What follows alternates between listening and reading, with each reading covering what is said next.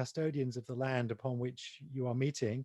And so I would like to begin by acknowledging the Gadigal people of the Eora Nation, the traditional owners of the land upon which I am meeting, to pay my respects to their elders, and to extend those respects to all Indigenous people who may be participating in this meeting, and the owners of all the traditional lands upon which you may yourselves be on.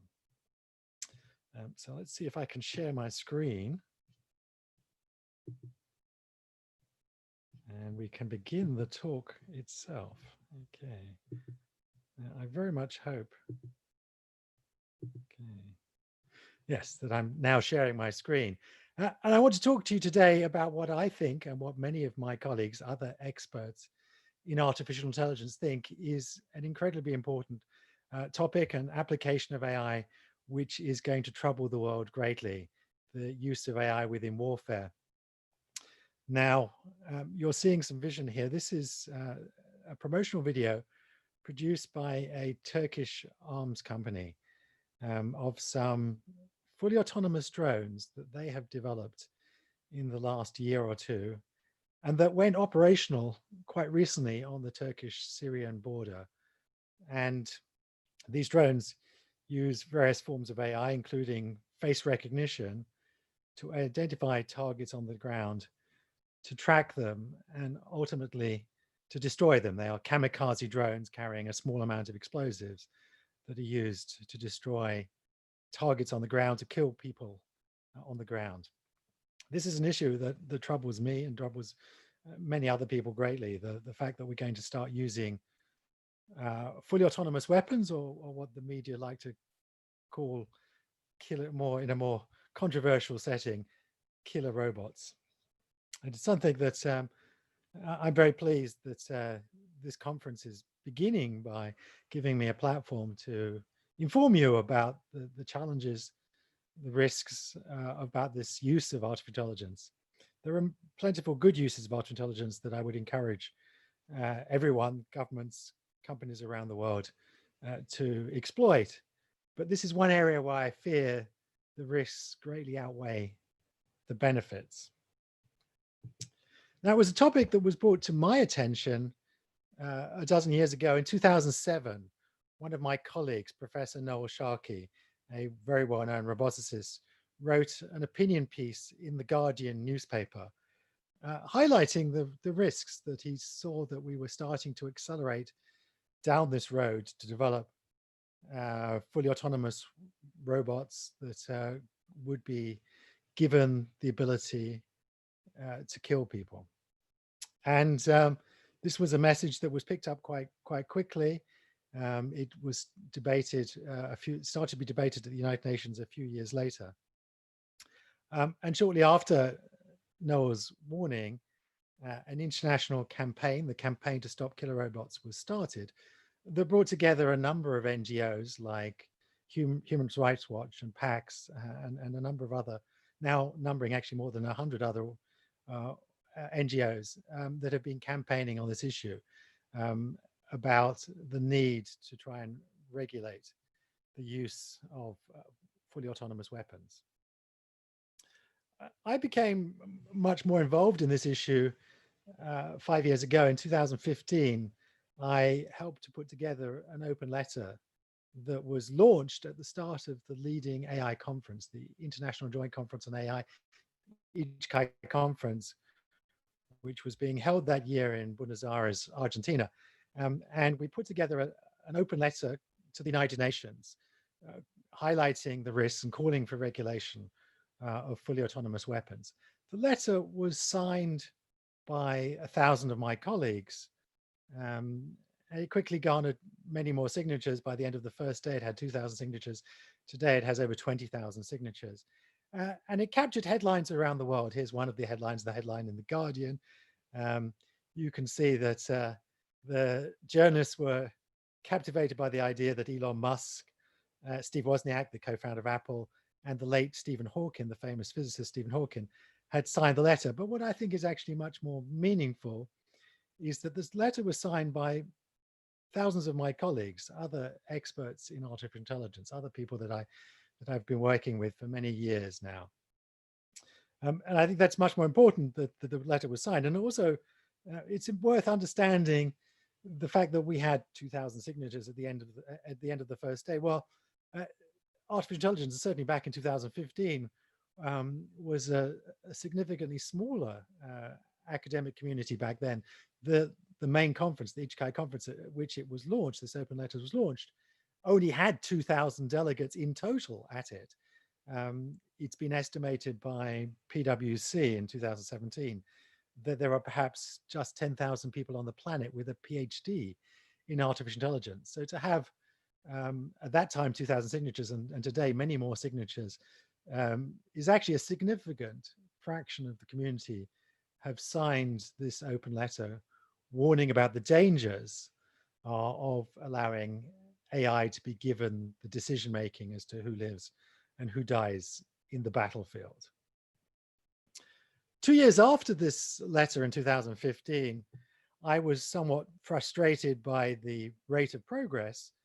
The topic was still under discussion at the UN. I'd been invited a couple of times at that point to talk about the topic at the United Nations. But nevertheless, I was somewhat frustrated to see the snail's pace of progress in the diplomatic talks. And so I organized a second open letter that again garnered headlines around the world. This letter, though, wasn't signed by academics like myself. I actually got 117 founders of AI and robotics companies to sign this letter to show that it wasn't just academics like myself who were concerned about the misuses of artificial intelligence in warfare, but it's also the companies that would be developing and deploying these technologies in industry. This included Elon Musk again, he's co-founder of OpenAI, an AI company, but included many of the leading robotics companies like ClearPath Robotics. I think that they were probably the first robotics company to formally call for a preemptive ban on the use of fully autonomous weapons, and a large number of other robotics companies in countries around the world.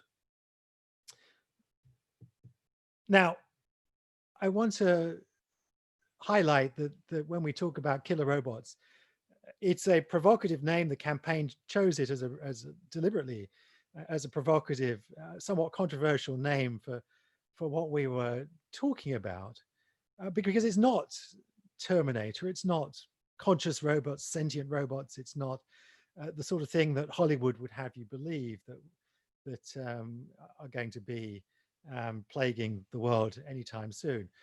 Terminator robots are a long, long way away, 50, 100, 200 years, if ever, will we have robots like we see in Hollywood. No, these are much simpler technologies, like I showed in the original vision.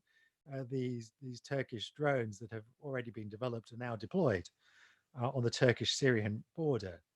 And in fact, it's actually, in some respects, it's these much simpler technologies, I think, initially at least, that are going to be much more troubling, because they're not going to be smart enough to be making the appropriate decisions, to be making the right moral choices.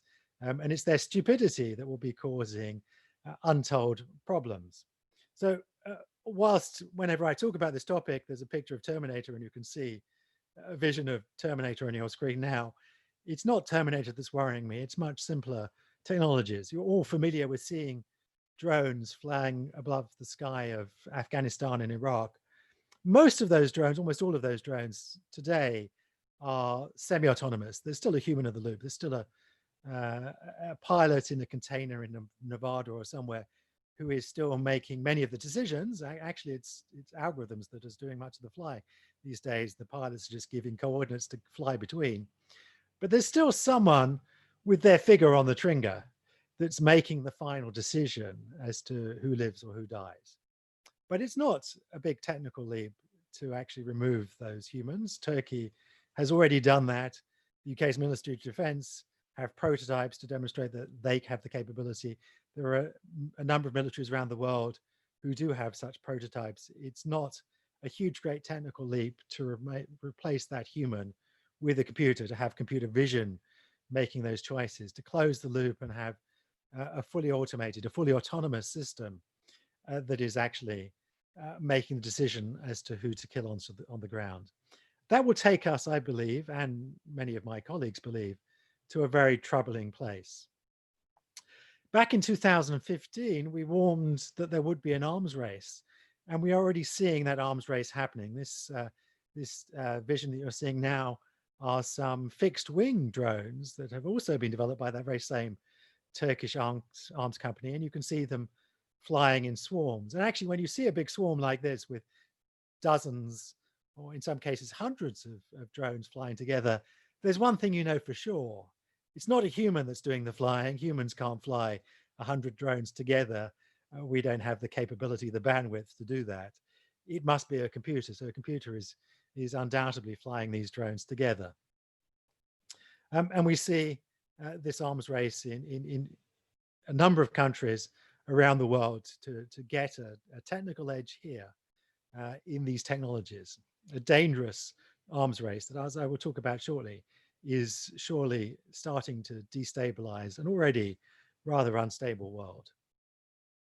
You see this in every possible theater of battle. We see it in the air. We see this, as you've seen, this vision of these Turkish drones. But many other nations are developing flying drones that have semi-autonomous and in some cases fully autonomous capabilities. Here you see some vision of the UK's Tyrannus drone. This has been developed by BAE Systems, one of the largest arms manufacturers on the planet. This has been flying now for a number of years, half a dozen years or so now. This can cross oceans fully autonomously and is believed to have capability to target fully autonomously targets on the ground. But it's not just in the air. You see this, as I said, in every other theater possible of battle. On the sea, you're seeing now vision of the US Navy's first fully autonomous ship, the Sea Hunter. This was launched a couple of years ago. It made a very significant voyage quite recently, fully autonomous voyage from Hawaii to the west coast of California without any human involvement. Interestingly enough, when this ship was first launched, it was said that it was not going to be armed in any way at all. It was just going to be hunting for submarines, listening for submarines. Now the US Navy is talking about putting weapons on this platform. You see it also in other theaters of warfare. You see it on the land. The Russians have a fully autonomous tank, the MKR-25 tank, that can act fully autonomously. You also see other nations with fully autonomous land-based weapons. This is a weapon that's actually operational on the DMZ, the demilitarized zone between North Korea and South Korea.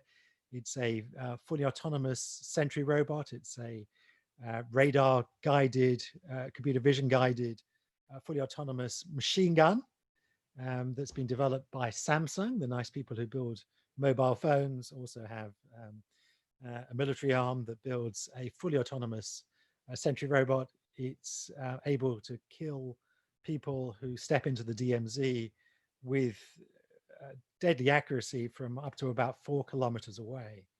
Now, of course, there's no good reason to step into the DMZ. And if the mines don't kill you, it's the most heavily mined part of the world. This thing surely will. And in this case, it's protecting South Korea from invasion by North Korea. You also see it under the sea.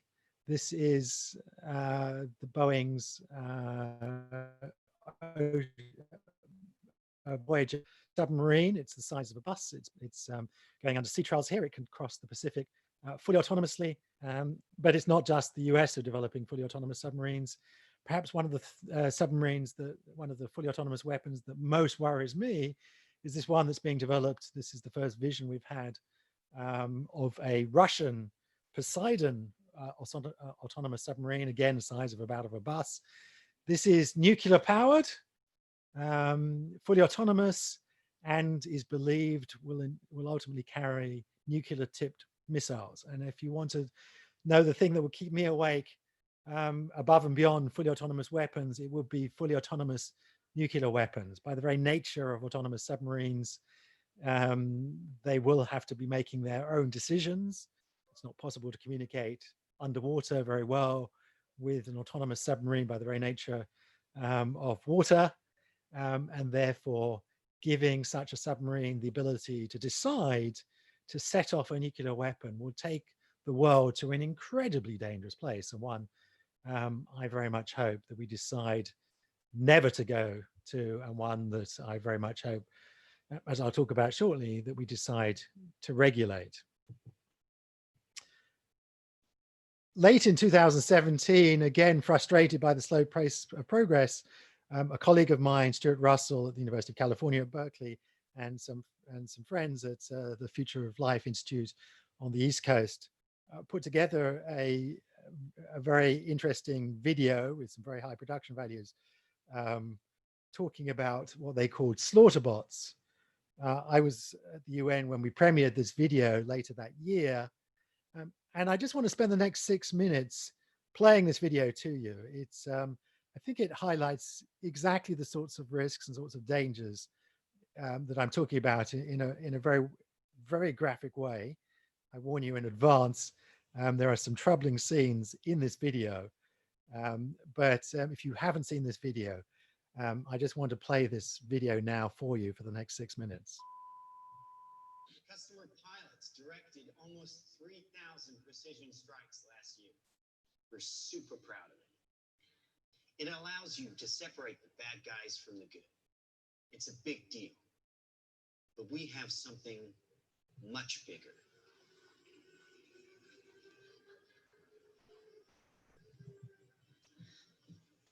Your kids probably have one of these, right? Not quite. Hell of a pilot? No. That skill is all AI. It's flying itself. Its processor can react 100 times faster than a human. The stochastic motion is an anti-sniper feature.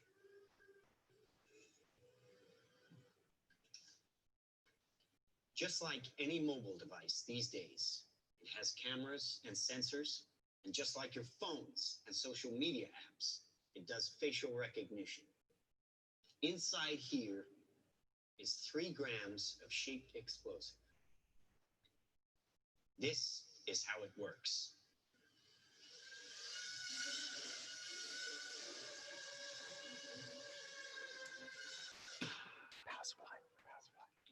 Did you see that? That little bang is enough to penetrate the skull and destroy the contents. They used to say guns don't kill people, people do. Well, people don't. They get emotional, disobey orders, aim high. Let's watch the weapons make the decisions. Now, trust me, these were all bad guys. Now, that is an airstrike of surgical precision. It's one of a range of products.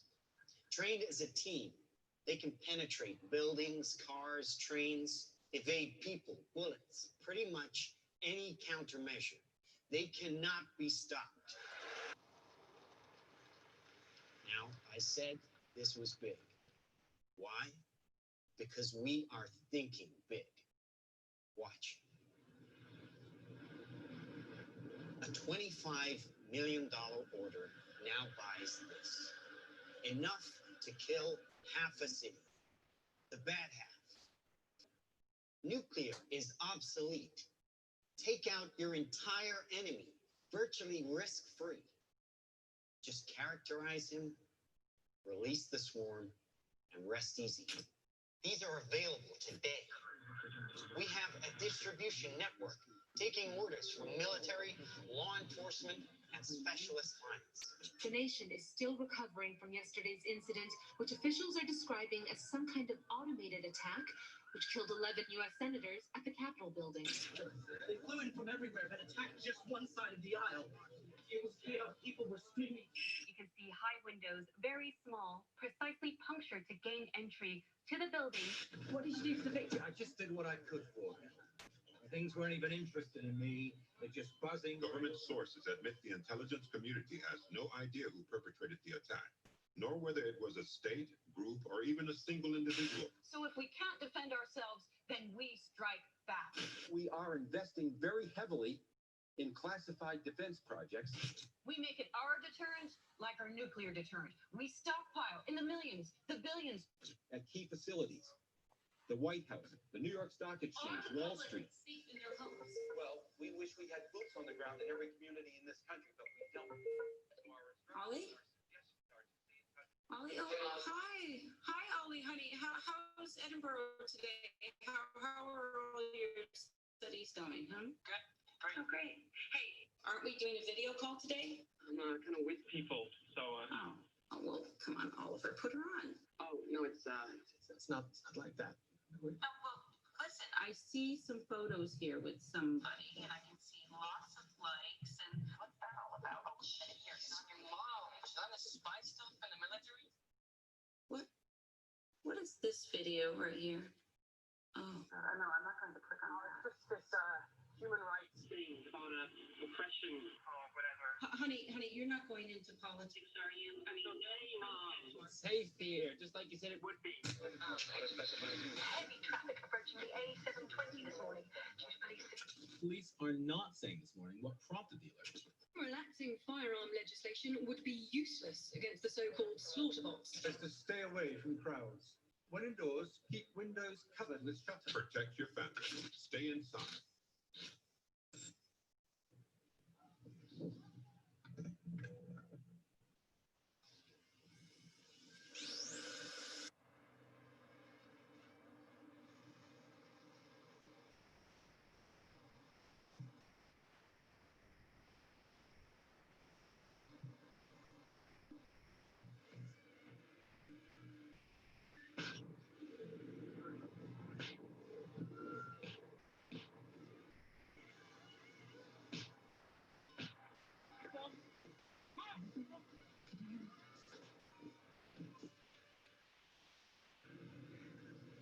Oliver, can you hear me?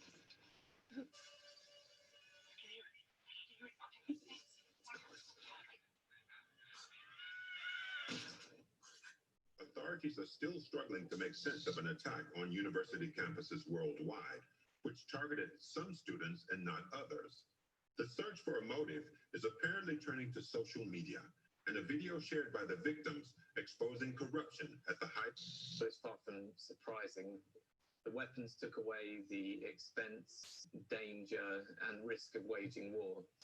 And now we can't afford to challenge anyone, really. It's not even the smallest fringe group or a crank. Who could have done this? Anyone. Dumb weapons drop where you point them. Smart weapons consume data. When you can find your enemy using data, even by a hashtag, you can target an evil ideology right where it starts.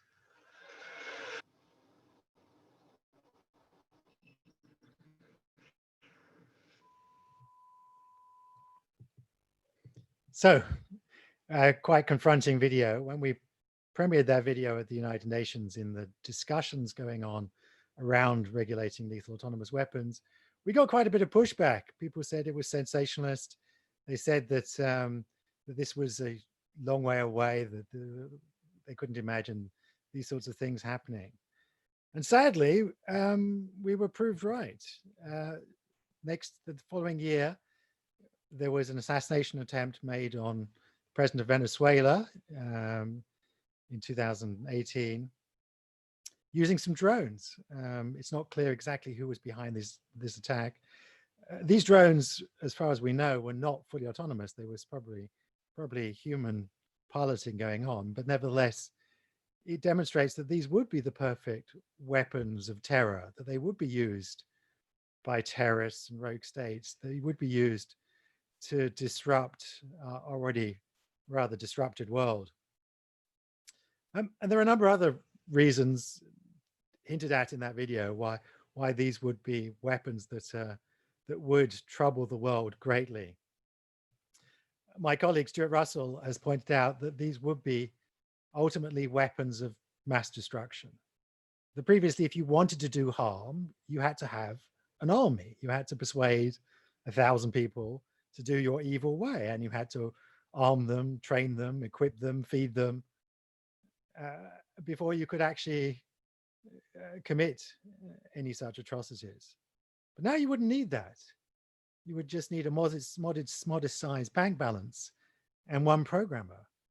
And these allow you to scale warfare, to industrialize warfare in a way that we've never seen other than with other weapons of mass destruction. And it's worth pointing out that every other form of weapon of mass destruction we have regulated to some extent or other. And ultimately, therefore, I believe they would be terribly destabilizing. They would destabilize the world in a number of ways. They would lower the barriers to war. These are weapons that would not be expensive. They would be the sort of weapons that would fall into the hands of the wrong people. We're not talking about technologies like nuclear weapons where you have to invest a significant resources. You need the resources of a nation state. You need fissile material. You need some serious physicists, which, along with the regulation to stop the proliferation of nuclear weapons, those technical barriers, those economic barriers have limited to a large extent the proliferation of nuclear weapons and kept the world relatively safe. But these are not weapons that would be subject to such constraints. And they would also be terribly destabilizing because we've already seen a number of drone attacks happening on bases in the Middle East, and that assassination attempt that we saw in Venezuela, where it's not clear who is behind them. These are the perfect weapons for bad people to use because you're not going to know who's coming at you. You can't, even if you manage to stop the weapon, you will be able to open it up and look inside and you'll see Intel chips, and you won't be able to work out necessarily who is behind these attacks. I just want to finish up my talk by going through half a dozen arguments for the necessity for autonomous weapons, because I don't want you to think this is a black or white issue. It's actually one of those gray issues. There are plentiful arguments to be had for the necessity for lethal autonomous weapons, killer robots.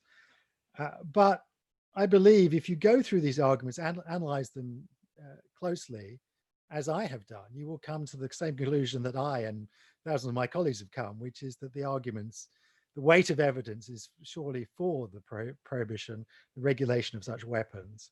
And the arguments for are heavily outweighed by the arguments against. So I just want to go through the most common arguments I've heard for the need for autonomous weapons, lethal autonomous weapons, killer robots.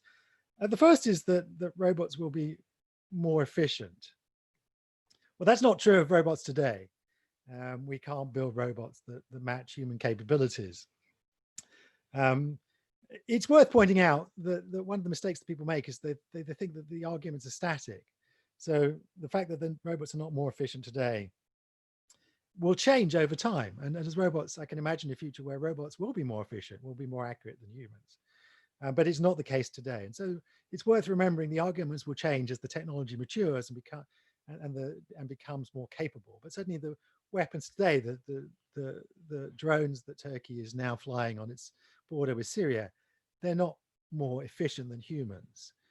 It was revealed, papers were leaked out of the Pentagon a year or two back about the operations of drones, the semi-autonomous drones in Afghanistan and Iraq. And it was revealed the statistics that 9 out of 10 of the people that they were targeting then were not the intended victim. And I can tell you, if you asked me to build a fully autonomous drone today, that would be my target, to make only 9 out of 10 mistakes. And we would be making far more mistakes than humans would be. Though I can admit that we will get to some point, I don't know in how many decades time, where they will be more efficient. But then we will have such terrible weapons that I don't think we will want them in our lives. And if we can regulate them, we should try and regulate them. The second argument is that robots will be more ethical. Now, I actually think this is one of the most interesting and one of the strongest arguments for autonomous weapons, but one that is fatally flawed in 2 fundamental ways.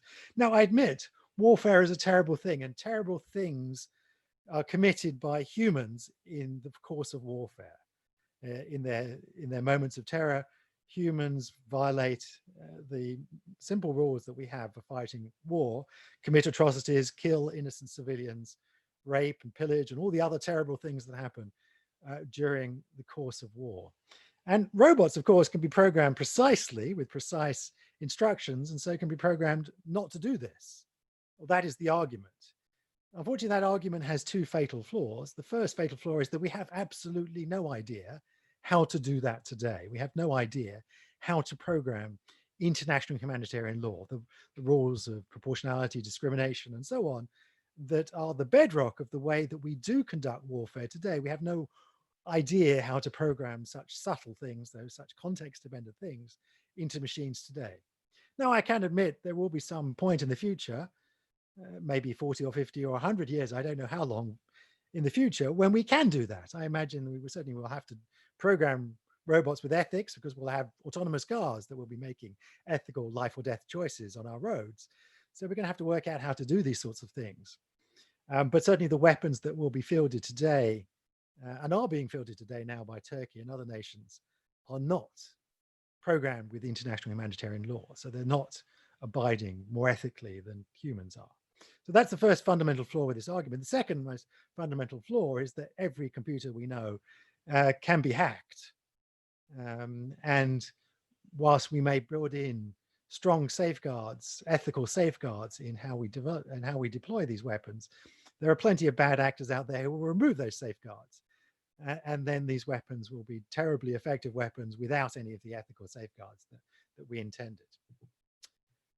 The third argument, and this is perhaps the most common argument you get when you hear people, proponents for autonomous weapons, is, well, is actually a moral argument for the necessity for autonomous weapons, that robots can just fight robots, then therefore we are morally obliged to deploy them, that we will actually get people out of the battlefield.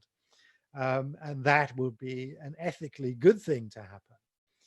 This, unfortunately, this is a hopelessly naive argument, because the sorts of warfare that we now fight, the sorts of asymmetric warfare that we end up in these days, is not on some battlefield. There is not some separate part of the world called the battlefield where battles are fought anymore.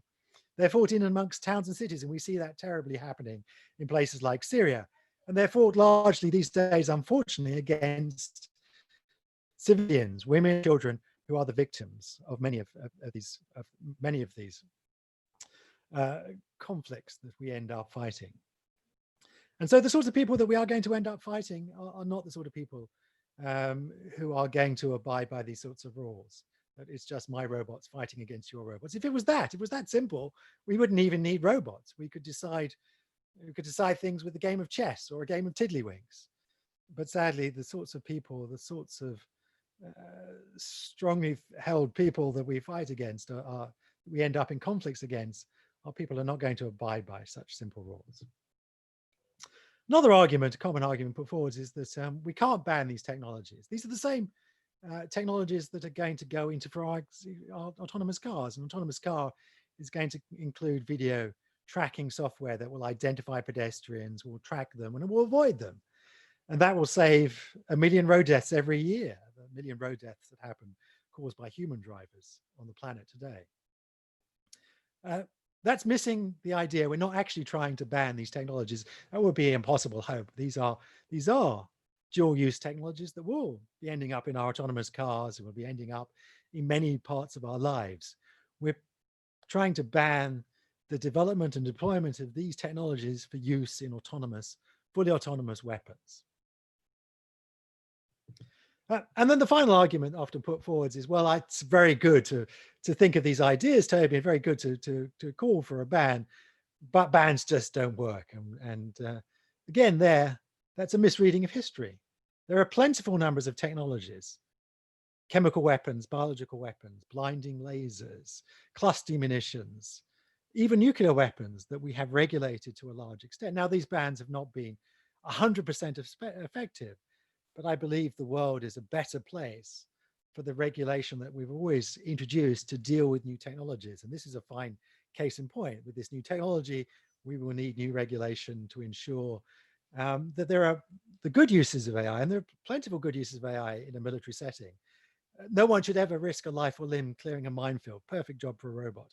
No one should risk their life dropping supplies into some contested territory. Again, perfect job for an autonomous truck or an autonomous drone. So there's plentiful good things that military can use AI for that will save lives and will make the world a better, more stable place. The UN is moving slowly on this topic. 30 nations now have called for what has been said as a preemptive ban. I'm not sure if we can keep on calling it a preemptive ban after what I've told you about what's happening on the Turkish-Syrian border, what's happening in the DMZ and elsewhere. And interestingly enough, the first nation to call on the planet to call for a preemptive ban was your neighbor, Pakistan. The tech community is starting to activate in this space. A number of companies, employees of a number of companies have started to become very vocal about this. The Google employees push back about Project Maven, the use of computer vision to analyze drone footage, because as they rightly saw, this was just, it would be a simple matter to close the loop and end up with fully autonomous drones. But equally, Amazon employees with the face recognition software that Amazon supply, Microsoft employees, other tech company employees have been pushing back. There was a major report put out a couple of days ago by the International Committee of the Red Cross calling on these limits. And you see right at the top of the UN, Antonio Guterres, the Secretary General, has been very vocal calling upon this. And he's been very, very blunt. He said, let's call it as it is. Giving machines the power and discretion to decide and take lives is politically unacceptable, morally repugnant, and should be prohibited by international law. And his trying to throw the weight of his organization behind the ongoing discussions at the United Nations and elsewhere to regulate such weapons. It's a topic that will be coming to and troubling India, and is starting to trouble India and that region already. We've seen discussions and reports in newspapers in the last couple of months. Turkey, of course, is a close ally of Pakistan. China is, of course, developing such autonomous drones themselves. And so these sorts of technologies are going to end up in your part of the world very shortly if we're not careful. And that will, I'm sure, end up destabilizing already your troubled borders with Pakistan and with China, and cause undoubtedly greater tension and increase the risk of unexpected and unwanted war being caused by weapons that automatically trigger such conflict. So it's something that should be troubling political leaders in your region greatly, because you can already see the beginnings of these technologies starting to seep out into your region. So I just want to end my talk there. Hopefully there's time for a few questions, and hopefully we can make the technology work for that. I'm just going to end with some vision, some poignantly haunting vision of Mumbai that I'm sadly not going to be seeing in person because of the coronavirus. Hauntingly empty because of the coronavirus. Of course, that's empty because the world didn't listen in time to the warnings that scientists made about the threat of pandemics. I think that's a very apt message to be ending my talk on, where another group of scientists are warning about a potential trouble to the world, lethal autonomous weapons. But to end my talk on a hopeful setting by giving 3 actions that you as individuals, as people working in this space, can do. And the first action is an appeal for you to do your work responsibly. Many of us, as only academics like myself, get a lot of freedom to choose the problems that we work on, to apply AI to things of immense social value. And therefore, we have a great responsibility to choose to work on problems that will make the planet a better place. That's the first action I will call upon you to do. The second action is one that I've been pleasantly surprised as a scientist, is the voice that we as scientists have. We actually do have a very strong voice. And there's one positive thing that's come out of this pandemic, is that I think the world is alive to the idea of listening more carefully to scientists, whether this be about climate change, about pandemics, or hopefully about the issue that I've been talking about today, lethal autonomous weapons. I've been pleasantly surprised at the voice that I've been given. I've been spoken in fora, international fora around the world, at the United Nations half a dozen times now. I've had meetings with the Under-Secretary General, the number 2 in the United Nations. So scientists do have a really important voice, and so I encourage you to use that voice so that these messages are heard by the appropriate people. And then the final action, which is to remind us all that we are all citizens of this planet, and we're all living in democracy. You're living in the biggest democracy on the planet, and we do get to vote, and we do get to spend our money, and those are 2 ways in which we get to change the world as well. And unfortunately, I see a number of leaders around the world who I fear we've made rather poor choices in electing, and so I encourage electors around the world to choose wisely so that we do have the leadership to help us deal with some of these really challenging problems like COVID, like the climate emergency, and like this one, lethal autonomous weapons that would be troubling the planet over the next few decades. So I'm going to end there. Hopefully we can work the technology so you can ask me questions. If you want to know more though, I encourage you to read my book. It's just been published by the lovely people at Speaking Tiber in India. It's called 2062, The World That AI Made. One of the chapters is all about this topic. The chapter is entitled The End of War. I hope that the text is more optimistic than the title of the chapter suggests. But the book is all about how AI is impacting our lives and will impact our lives over the next 50 years, and about how all of us should be having these sorts of conversations, making the choices so that it's used to improve the planet for all of us, to lift all of our quality of lives, and to make the world a better place. So thank you for your attention, and I hope we can manage the questions.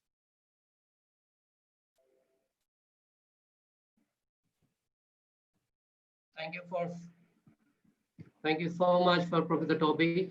Thank you so much for your work. And the world is already facing one kind of virus. The other virus is the computer virus. Yes. And of course, the future is going to really, we should be afraid of this robot.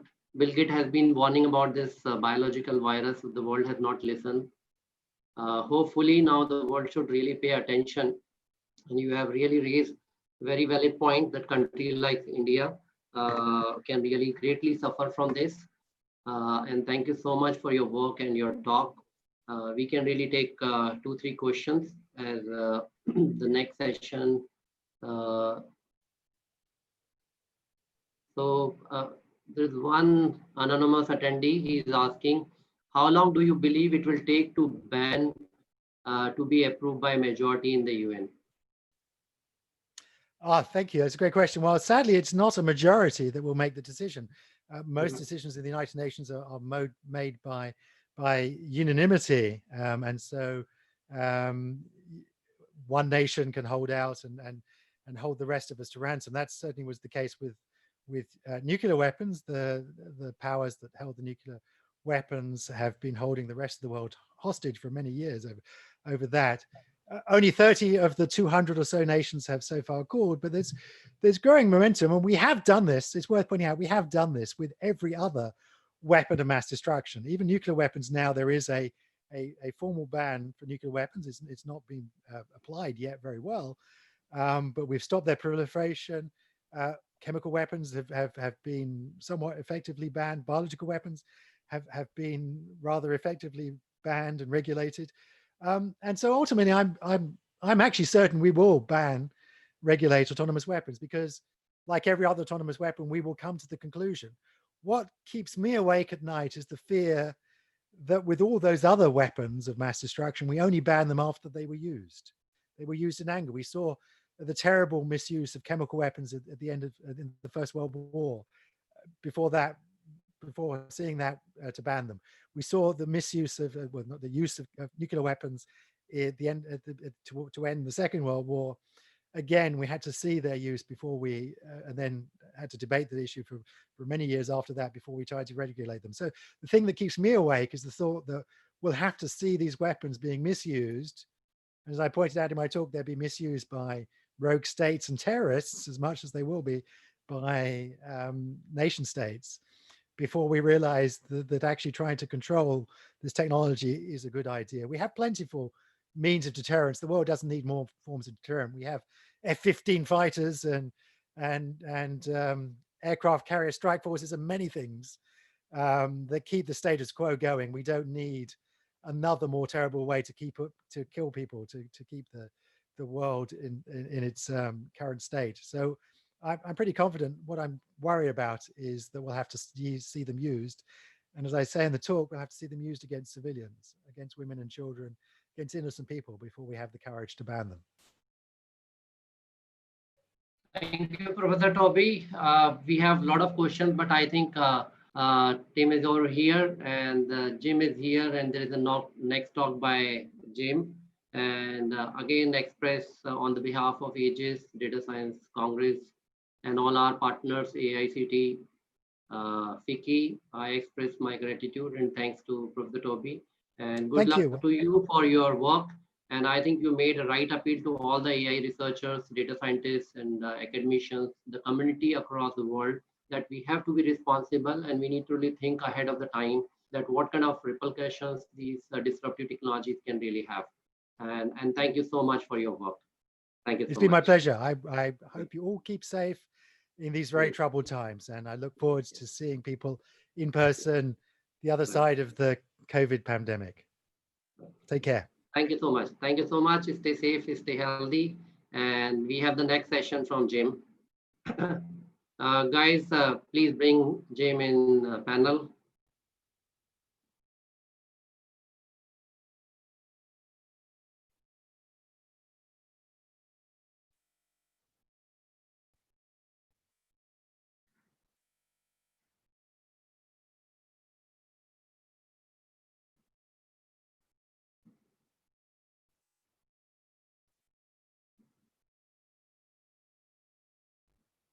Hello, guys.